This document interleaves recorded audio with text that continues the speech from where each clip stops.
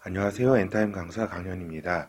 엔드타임 105강 구약 속의 마지막 때 2강입니다.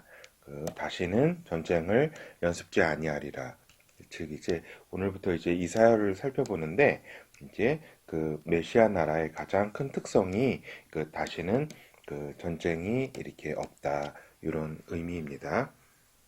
이제 우리가 이제 이사야서를 쓴 선지자 이사야에 대해서 잠깐 살펴보자면은 이제 이사야는 이제 유다 왕 우시야 시대에 이제 죽던 해에 예언자로 부르심을 받았다. 이제 이스라엘 솔로몬 이제 왕이 이제 죽은 후에 이제 그 나라가 둘로 나눠지잖아요. 하나는 이제 이스라엘. 이게 여기가 이제 북이스라엘이죠. 북쪽에. 남쪽에는 이제 남유다. 두 이제 왕조로 이제 나눠지는데, 이제 여기에서 이제 이사야는 이제 남쪽 왕조, 유다 왕조에서 이제 활동하던 이제 선지자였죠. 대략 이제 8세기 이제 중엽 무렵부터 이제 대략 50년 정도 활동한 예언자라고 해요. 상당히 긴 이제 시간 동안 이제 선지자로 이렇게 활동했죠. 그러니까 유다 왕 우시야 아까 죽던 해에, 그리고 이제 요담, 그 뒤에 아하스, 히스기야 시대까지 이렇게 주로 활동을 했다. 그리고 이제 전승에 유대 전승에는 요 히스기야 왕 다음에 이제 문하세 이제 왕인데, 요 문하세 왕이 상당히 이제 하나님의 보시기에 이제 악한 왕이었잖아요. 그래서 요때에 이제 이사야 선지자가 톱으로 이렇게 몸이 잘려서 죽은 것으로 이렇게 알려지고 있습니다. 그래서 이제 이사야가 유대 왕조의 이제 왕족으로 좀 추정을 하는 경우가 이렇게 많이 있습니다. 왜냐면은 이사야 선지자가 이런 왕들 앞에 이렇게 나가가지고 거침없이 이야기하고 이렇게 만나는 게, 사실 왕을 만나는 게 쉽지가 않잖아요. 근데 이렇게 만나는 이런 모습이라든가 이런 걸 볼 때에 왕족이 아니냐 이렇게 추정을 하고 있습니다. 또 어떤 학자에 따라서는 이제 왕족 그거보다는 이제 궁중 이제 서기관으로 이제 추정하는 경우도 이렇게 있다 이런 말씀을 드립니다. 그러면 이제 이사야가 쓴 이사야서를 잠깐 소개하자면은 이제 이게 한마디로 말해서 놀라운 이제 성경 서적이, 그러니까 놀라운 책이다 이사야서가. 메시아의 모습과 이제 메시아 나라에 대해서 이제 가장 많이 알려준다. 굉장히 구약 성경 가운데 이렇게 많이 이렇게 메시아와 메시아 나라에 대해서 이렇게 알려주는 성경은 드물다. 이런 말씀을 드립니다. 한편으로는 이제 큰 이제 제목으로는 저기죠. 큰 이제 주제로서는 이스라엘의 이제 멸망과 이제 이스라엘의 이제 회복이죠. 회복. 하나님은 결국에는 회복을 시킬 것이다. 이스라엘을. 그렇죠. 그것 회복시키시는 결국에는 메시아가 회복시키시고 메시아 나라를 이룩하실 것이다. 하나님은. 그리고 또한 놀라운 거는 새하늘과 새 땅이라든가 불못이라든가 성경 전체 속에 있는 주요 테마를 다 이렇게 소개를 하고 있다. 이사야서에서. 상당히 놀랍죠. 그렇죠. 그래서 이제 본어에 들어가면은 이제 메시아와 메시아 나라를 이사야서에서는 어떻게 기록이 되어 있는지 살펴보도록 하겠습니다. 이제 첫 번째로는 이세의 줄기, 즉 다윗의 자손으로 이제 메시아가 이렇게 태어날 것이다라는 정보를 우리에게 주고 있습니다. 그리고 이제 성령으로 아버지와 하나이신 이제 예수 그리스도, 메시아에 대해서 이렇게 소개를 하고 있다. 이렇게 직접적인 이런 표현은 아버지와 하나라는 표현은 없지만 이제 성신을 받아서 이렇게 받으시니 이러한 표현을 통해서 볼 때 성령에 대한 표현, 그 다음에 여호와에 대한 표현, 그리고 메시아에 대한 표현, 이걸 통해서 이제 아버지와 아들이 이렇게 하나인 것에 대한 것을 나타내주고 있다. 그리고 이분은 메시아는 공의로 판단하고 심판하시는 이다. 공의로, 그 다음에 입술의 기운으로 악인을 죽이신다. 이거 어떻게 딱 이렇게 생각나시는 거 있죠? 예수 그리스도께서 이제 강림하실 때, 메시아께서 강림하실 때, 저 그리스도를 아마겟돈 전쟁에서 그 입에서 나오는 검으로, 칼로 저 그리스도를 죽인다고 이렇게 기록이 되어 있잖아요. 계시록에. 이것처럼 이렇게 입술의 기운으로 악인을 죽인다는 이러한 표현도 이렇게 하고 있다. 이사야서에서는. 그래서 하나님의 공의와 성실을 나타내시는 분이 이렇게 메시아이시다. 이러한 기록이 있습니다. 결국에는 이렇게 이 부분이 잠시만요. 그래서 이제 여호와께서 이제 이사야서에서는 이제 여호와께서 저번 시간에도 이제 말씀드렸다시피 이렇게 여호와께서 이렇게 강림하시고 이제 다스리시는 걸로 이렇게 나오지만 실제적으로는 이제 메시아 예수 그리스도가 이제 다스린다. 이러한 부분들 이렇게 이해하시면 되겠습니다. 그래서 이제 메시아 나라에 대한 기록도 이렇게 여러 정보도 우리에게 주고 있다. 이사야서는 메시아 나라의 수도를 예루살렘으로 삼으신다. 그리고 이스라엘의 그 왕일 뿐만 아니라 그 메시아는 열방 모두를 다스리시는 분이시다. 그렇죠? 나라들끼리는 전쟁을 하지 않는다. 그러니까 메시아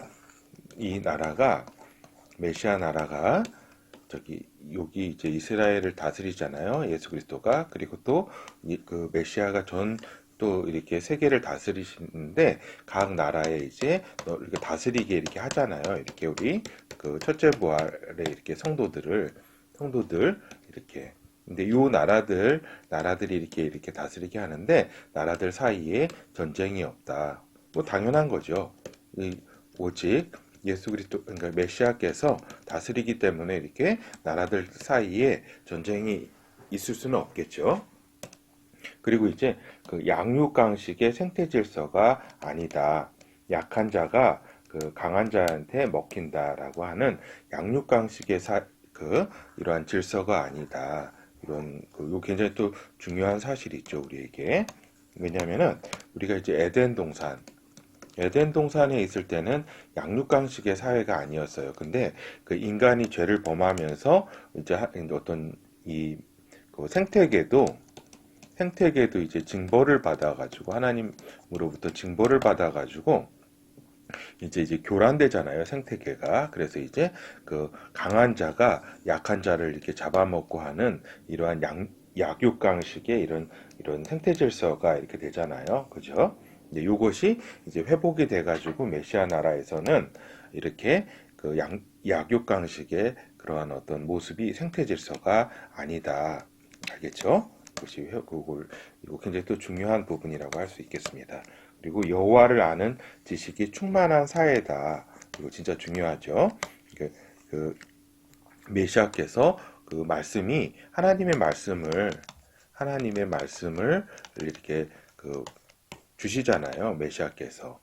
그 아들 메시아께서. 그렇기 때문에 하나님의 말씀이 충만한, 여호와를 아는 지식이 충만한 그러한 사회가 된다. 그러한 세계가 된다. 그렇죠? 그래서 공평과 의로 다스리는 나라가 메시아 나라이다. 알겠죠? 그래서 이제 여기 또 주목할 부분은 이스라엘뿐만 아니라 이집트, 아수르도 복을 받는다라고 기록이 되어 있습니다. 메시아 나라에서는. 그러니까 이제 대표적으로 요 이스라엘이 있으면은 여기 남방왕 이집트 아니에요? 그렇죠? 그리고 그 아수르가 저기잖아요. 북방왕이잖아요. 북방왕. 그렇게 됐잖아요. 어떻게 보면은 요 두 나라가 이스라엘을 참 괴롭히고 이랬잖아요. 양쪽에서. 그렇지만은 이제 메시아 나라에서는 이집트와 여기 아수르 여기 이쪽 부분의 나라도 복을 받는다라고 기록이 되어 있습니다. 그러면 우리가 이제 성경 말씀을 이렇게 좀 살펴보도록 하겠습니다. 이 빨간색 부분은 제가 좀 임의로 좀 친 거예요.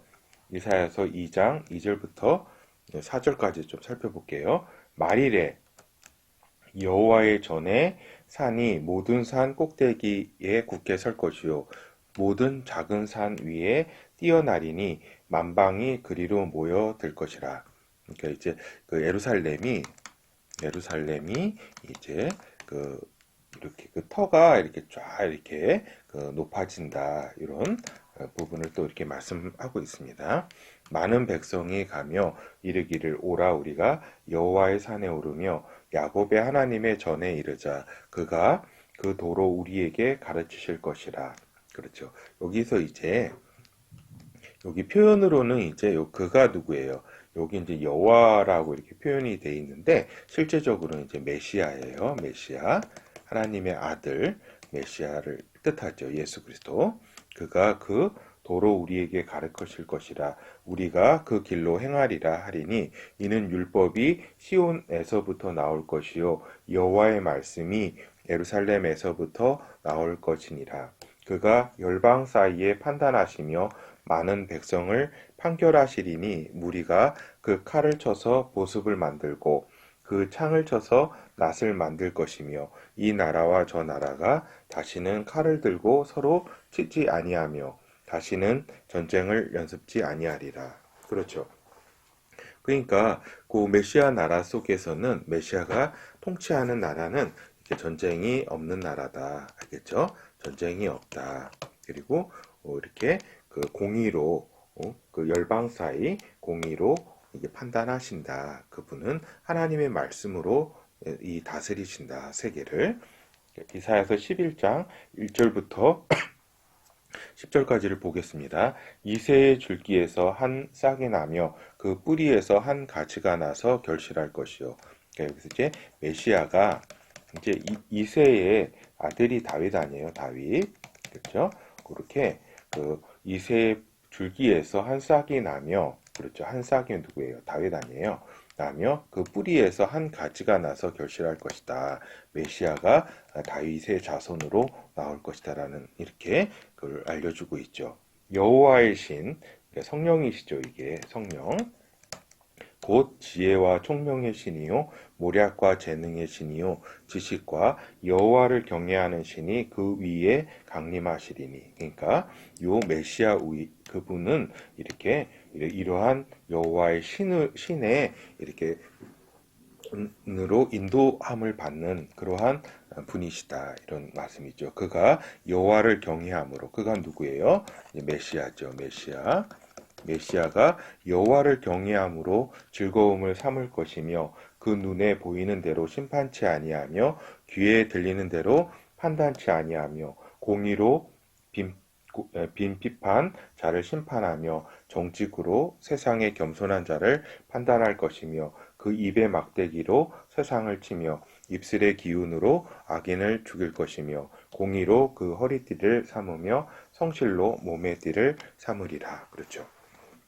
그러니까 간략하게 얘기해가지고 그 메시아께서는 이 다윗의 이새의 자손, 그 다윗의 자손이다. 자손으로부터 메시아가 나온다. 그는 또한 하나님의 신으로부터 신을 받은 신으로 태어난 하나님의 아들이다.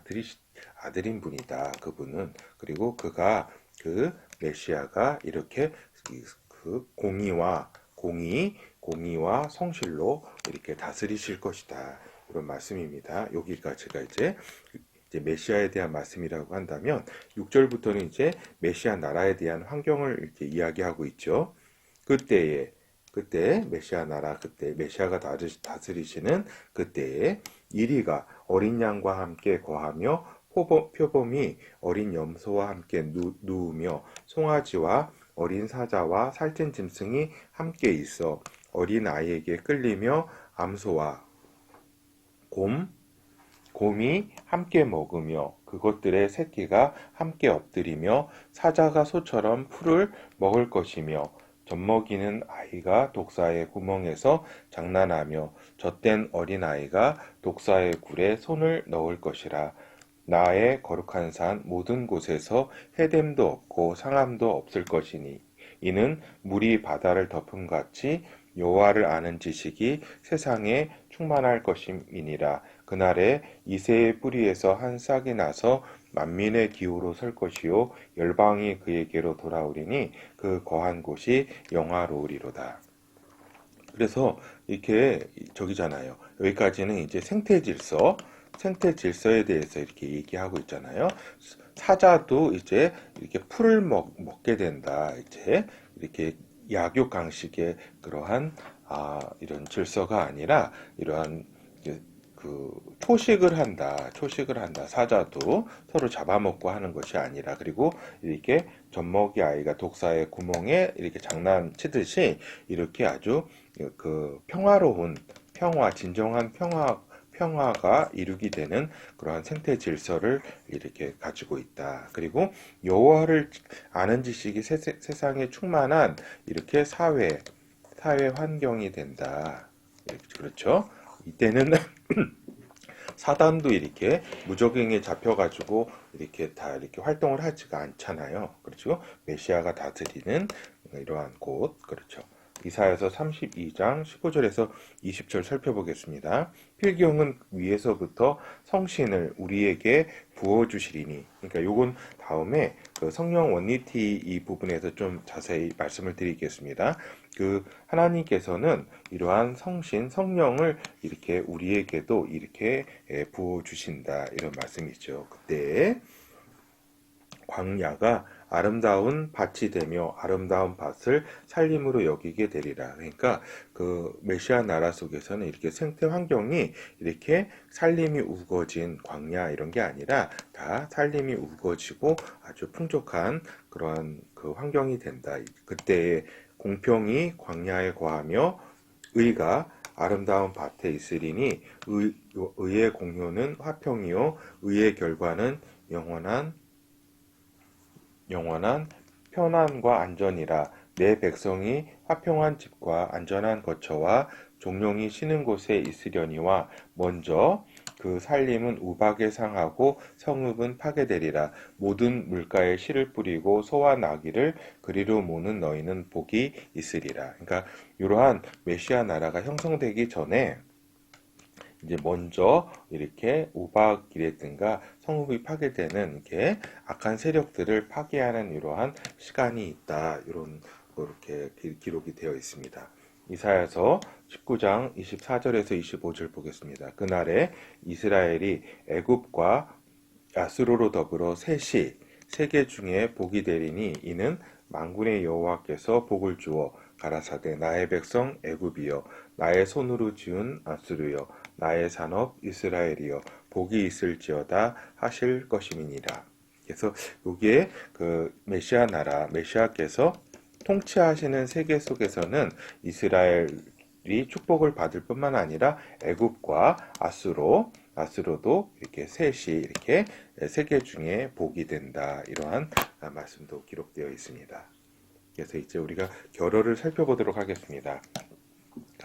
이게 메시아 나라 이사야 선지자가 전하는 메시아 나라는 이제 생태 환경에 이제 그 에덴 동산과 같이 회복된 메시아 나라이다.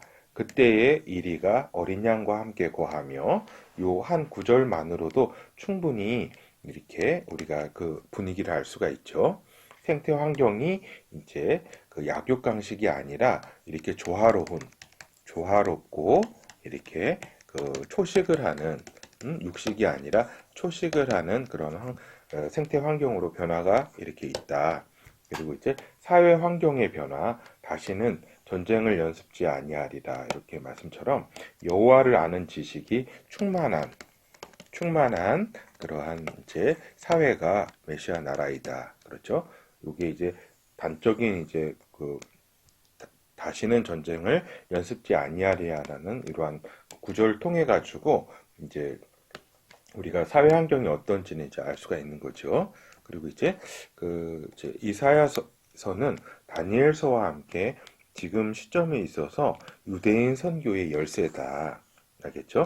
이사야서에서 이제 메시아 메시아를 이제 선명하게 보여주고 있잖아요. 그분이 어떤지에 대해서 이제 결국에는 예수 그리스도가 메시아라는 그러한 사실을 이제 이사야를 통해서 보여주고 있기 때문에, 그리고 또 다니엘서에서의 이제 마지막 때에 대한 마지막 때 예언이 쭉 이렇게 펼쳐지기 때문에 이사야서와 그 다니엘서에 대해서 그, 그 유대 선교의 열쇠, 요 두 개는 이제 유대인 선교의 열쇠이기 때문에 유대 선교를 이렇게 저기 또 이렇게 사명으로 갖고 계신 분은 이사야서와 다니엘서에 능통할 필요가, 그러니까 능통해야 된다. 이런 말씀을 또한 이렇게 드립니다. 감사합니다.